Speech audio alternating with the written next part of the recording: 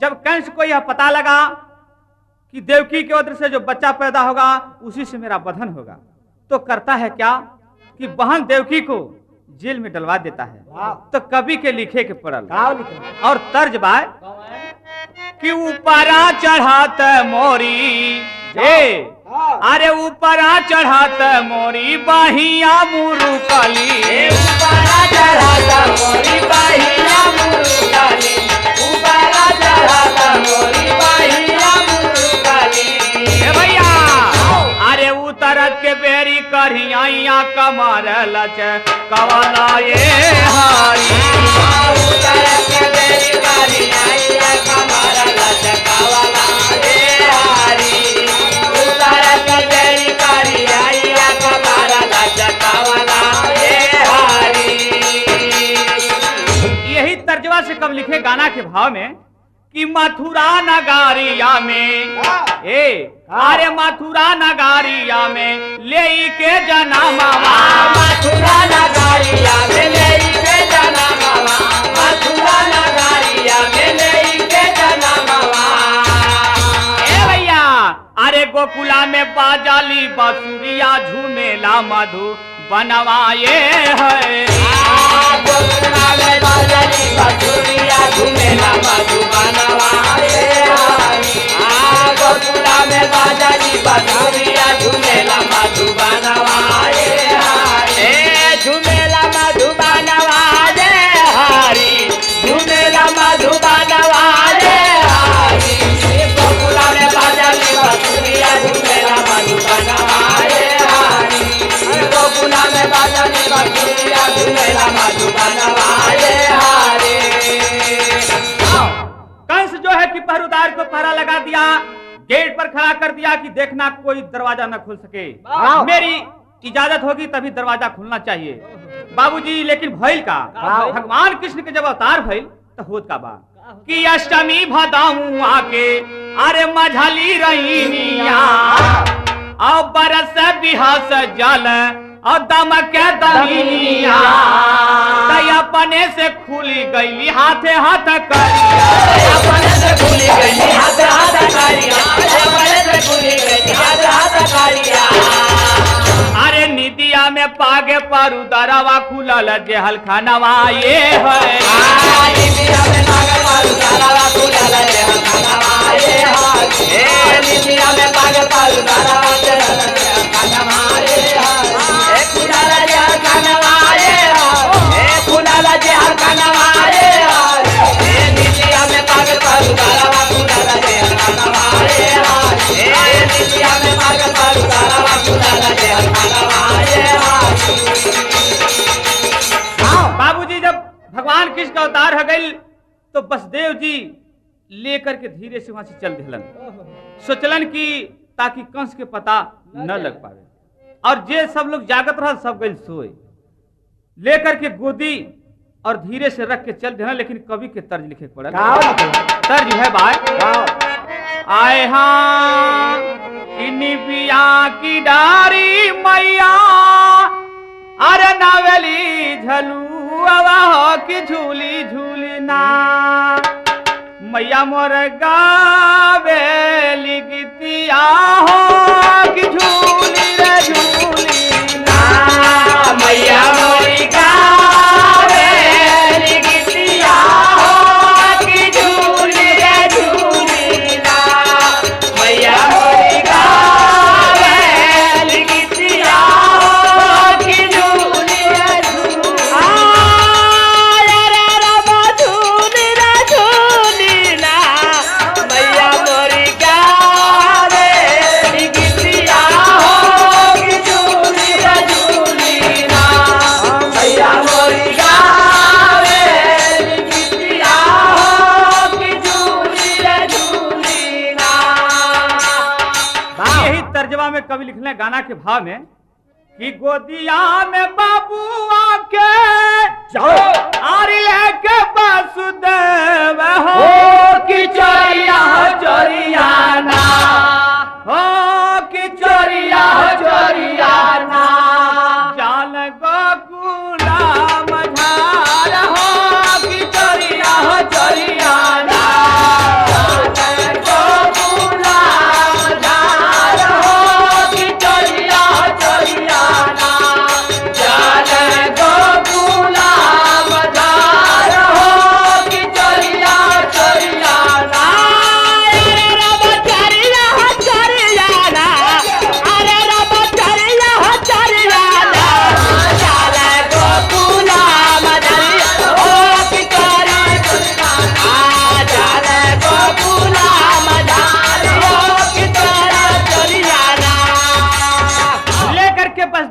कृष्ण भगवान को चल देते हैं, यही सोचते हैं कोई देख न ले, नहीं बात गड़बड़ हो जाएगी। लेकिन होता है क्या बाबूजी, किसी वापस से सनागा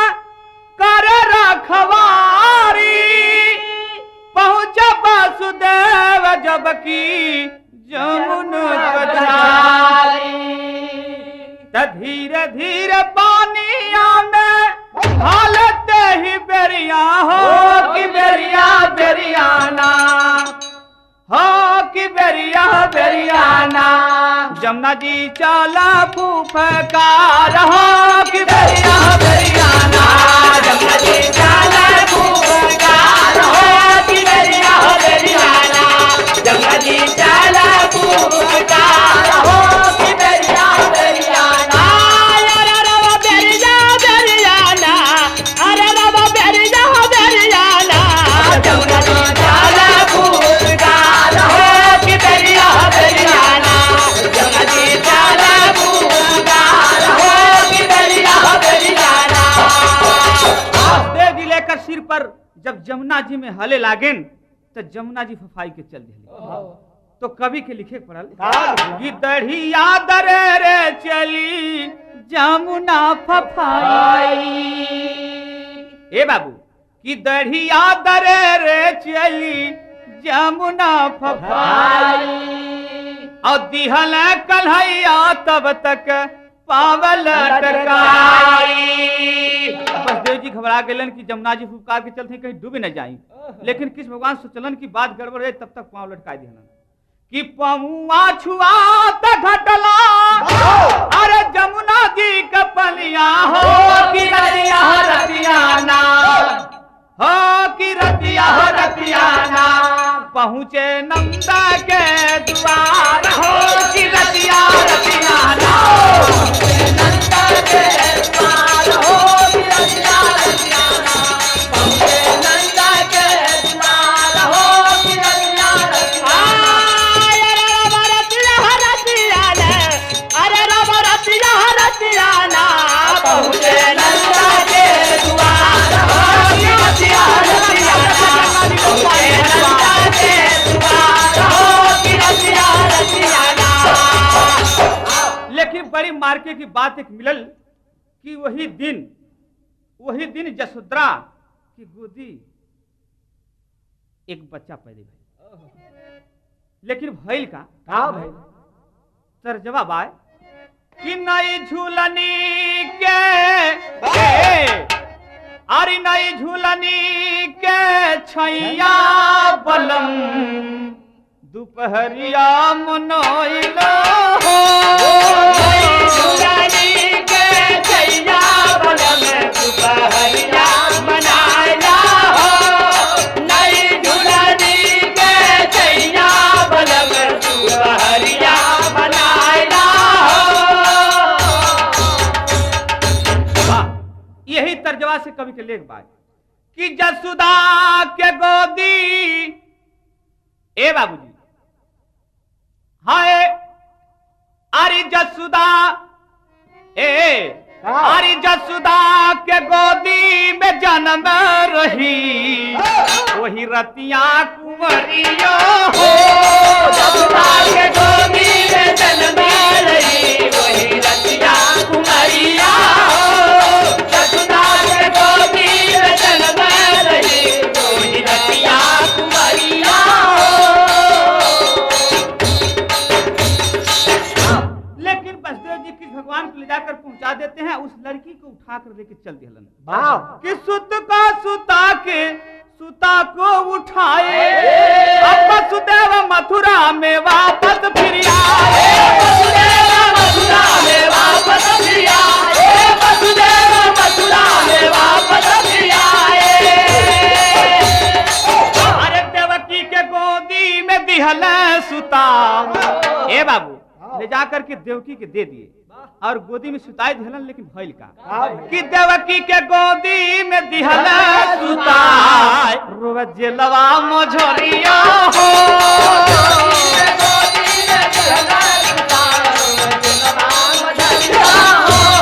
देवकी के गोदी में दिहल सुताई, रोज जेलवा मझोरिया हो,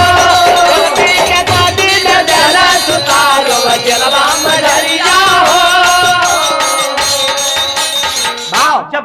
रोवे लागल तो पहरुदार जाग गईलन और आवाज लगाए कि बच्चा पैदा हो गया, बच्चा पैदा हो गया। ए बाबूजी, यह पता कंस को भी चला। अब कंस वहां से चलता है, लेकिन यह लेख बा कवि का का बा कि पहाड़ू सा जग भइला सुन के रुलैया, पहाड़ू सा जग भइला सुन के रुलैया, ओ पहाड़ू सा जग भइला सुन के रुलैया। अब्बा के खबर पहुंचा कंस मुदैया, बाजे खबर पहुंचा कंस मुदैया, बाजे खबर पहुंचा कंस मुदैया। अरे बहिनी के गोदी से छीने लगल। बहन कहे भैया ऐसा जिन करा, 7 बच्चा मुआई डरला, एक कम से कम छोड़ दा। लेकिन कहे कि ना कि बहिनी के गोदी से छीने लगल, बाला को अनरिया हो, बहिनी के गोदी से छीने लगल, बाला को अनरिया हो, बहिनी के गोदी से छीने लगल, बाला को अनरिया हो। अब बाला जिया जिया जिया जब ये जमुना जी में पानी रहे नहर, छीने लगल, बाला को अनरिया हो, बहिनी के गोदी से छीने लगल, बाला को अनरिया हो। जब छीनने लगे तो बहन यह कहे कि भैया केवल तुमसे मांगल बाय कि भीख दे दा, भीखी में दान दे दा। लेकिन कंस सुने ना, बारे निर्दयी तब हाँ विदेशिया से बात कि रोई रोई देवा की तक करली अराजिया हो, और जिनी छी नया पुतारी आए बीरना, साउरी में मरला तू 60 सुगनवा हो। हाय हाय हाय, धन्य है मालिक के लेख कि सऊरी में मरला तू 7 सुगनवा हो। अरे भिखिया में दे दई कुंवरिया बीरना,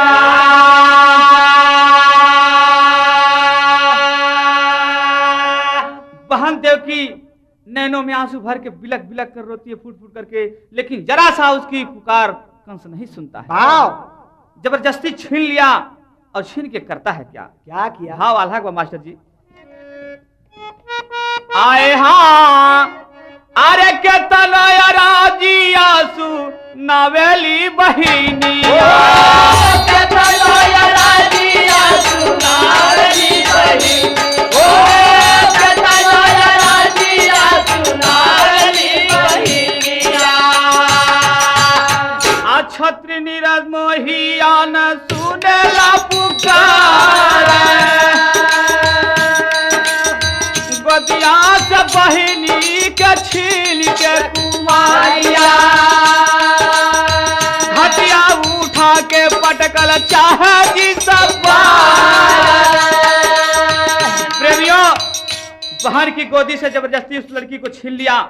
और छीन करके जब आसमान में फेंकना चाहा तो हुआ क्या, लेकिन तनी चढ़ के बाद वाह भाई हाँ, खटिया उठा के पटकल चाहे जी सब। तब से भवालिया छुट्टी हो हथवा से, तब से भवालिया छुट्टी हो हथवा से, खलिया से बोली जाके नभ के मझाया,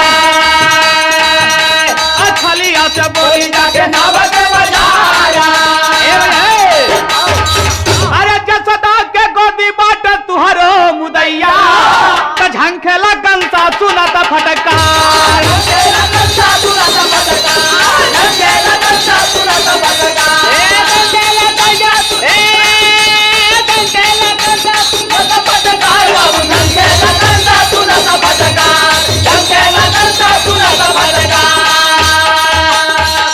वह जब उस लड़की को आसमान में फेंका तो लड़की ऊपर से बोलती करे पापी मुझे क्या मारा है, तेरा मारने वाला तो और कहीं है। भाव ए बाबू खड़ी भाव से कवि के लेख बाय आए हाँ कंस खड़ा हुआ पछता के कन्या विंध्याचल में जाके तब भैली मोहन का बहनिया भवानी अठभुजी भैली मोहन का बहिनिया भवानी अठभुजी भैली मोहन का बहिनिया भवानी अठभुजी भवानी अठभुजी भवानी अठभुजी हो रा भवानी भैली मोहन का बहिनिया भवानी भैली मोहन का बहिनिया भवानी अठभुजी इधर जसोदा गोद में पल के माधव मदन मुरारी भक्तों के प्रभु बने सहायक कंसासुर को मारी तारी पापी अभिमनिया भवानी अठभुजी पापी अभिमन्या भवानी पापी अभिमन्या भवानी अठभुजी हो भवानी अठभुजी हो राम भवानी पापी अभिमन्या भवानी पापी अभिमन्या भवानी अठभुजी